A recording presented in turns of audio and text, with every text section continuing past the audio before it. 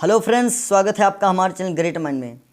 आज हम आपको बताने वाले हैं दोस्तों, श्रीमद् भागवत गीता में से कुछ ऐसे यूनिवर्सल प्रिंसिपल यदि आप अपने ज़िंदगी में लागू कर ले दोस्तों, तो मैं आपको गारंटी के साथ कहता हूं कि आपकी ज़िंदगी बदलते वक्त नहीं लगेगी। जी हाँ, विचारों को पढ़कर ज़िंदगी नहीं बदलती है, विचारों पर चलकर ज़िंदगी बदलती है। जी हाँ, और आज हम कुछ ऐसे रहस्य के बारे में बात करने वाले हैं जिसको दुर्योधन ने अपनाया, यानी दुर्योधन जैसा पापी और अधर्मी अन्यायी, और वो सक्सेस हो गया इस चीज़ में।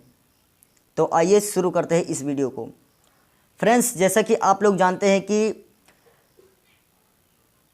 महाभारत का युद्ध हुआ था, तो दोनों तरफ की सेनाओं में भयंकर युद्ध हुआ था और दोनों तरफ की सेनाओं का बहुत ही भयानक संहार हुआ था। लेकिन क्या आपने कभी गौर किया कि दोनों पक्ष में आखिर कितनी कितनी सेनाएं थी?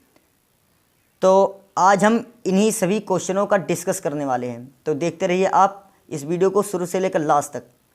फ्रेंड्स, यदि हम कौरव सेना की बात करें तो कौरव सेना में कुल 11 अक्षौहिणी सेना थी। जी हाँ, और जबकि अगर हम पांडव सेना की बात करें तो पांडव सेना में कुल 7 अक्षौहिणी सेना थी। फ्रेंड्स, यदि हम एक अक्षौहिणी सेना की गणना करें तो एक अक्षौहिणी सेना में 21,870 रथ होते हैं और 21,870 हाथी और 65,610 घोड़े और 1,09,350 पैदल सैनिक होते हैं। इस प्रकार फ्रेंड्स, अगर हम कौरव सेना की गणना करें तो एक अक्षौहिणी सेना में मतलब कि गणना करते हैं तो 2,18,700 सैनिक प्राप्त होते हैं, और जबकि कौरव सेनाओं की संख्या थी 11 अक्षौहिणी, तो हम 2,18,700 की मल्टीप्लाई 11 से कर दें तो कुल टोटल सैनिक आ जाते हैं 24,05,700 सैनिक। जी हाँ फ्रेंड्स, यानी कौरव सेना के मतलब कौरव पक्ष में सेनाओं की संख्या थी 24,57,100 सैनिक। और यदि हम पांडव सेना की बात करें तो पांडव सेना के पक्ष में कुल 7 अक्षौहिणी सेना थी। तो यदि हम टोटल करें मतलब पांडव सेना की तो 15,30,900 कुल सैनिक आते हैं। और मैं आपको एक रोचक बात यहाँ पर बता दूँ कि दोस्तों, दुर्योधन के पक्ष में 11 अक्षौहिणी सेना का होना संभव ही नहीं था।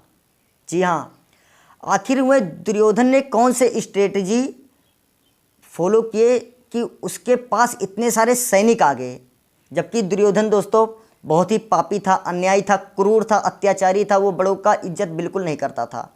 लेकिन फिर भी उसके बावजूद भी उसके पक्ष में इतने सारे सेनाएं कैसी मतलब कि आ गई? फ्रेंड्स, मैं आपको ये बता दूं कि जब पांडवों का 13 वर्ष का वनवास हुआ था तो दुर्योधन ने धर्मराज युधिष्ठिर की राज करने की नीति को अपनाया और प्रजा को बहुत ही सुख देने लगा, और इन्हीं सब के वजह से उसके पक्ष में बहुत सारे मतलब सेना आ गई, जिसकी कुल संख्या हो गई 9 अक्षौहिणी सेना उस समय, सिर्फ अच्छे बर्ताव के कारण। यानी सिर्फ धर्मराज युधिष्ठिर के राज करने की नीति को अपनाकर सिर्फ 9 अक्षौहिणी सेना उसके पक्ष में जमा हो गई, जो पहले पांडवों के पक्ष में थी। और फ्रेंड्स, आपको मैं ये भी बता दूं कि एक अक्षौहिणी सेना उसने चालाकी से भगवान श्री कृष्ण की नारायणी जो सेना थी अपने पक्ष में कर लिया था, और एक अक्षौहिणी सेना चालाकी से मद्रराज शल्य की सेना को अपने पक्ष में कर लिया था।